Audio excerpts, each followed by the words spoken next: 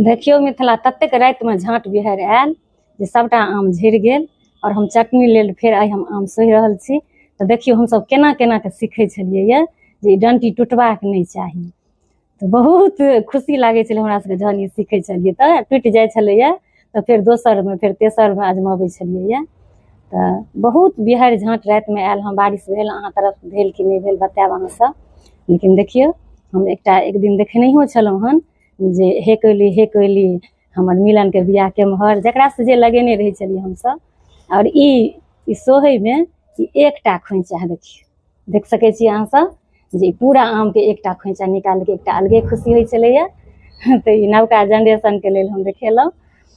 Practice के चीज छियै और एकरा एना कऽ दै छलियै ये एहिमे से कोइली निकालि लै छलियै हन जेना अहाँ सब ओहि दिना देखेने छलहुँ हन।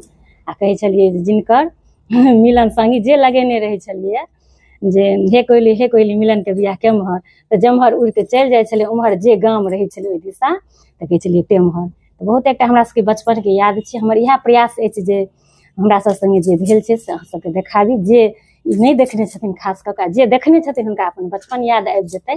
तऽ ई सब सोचि कऽ हम ई देखाबऽ जा रहल छी अहाँ सबके ई सब।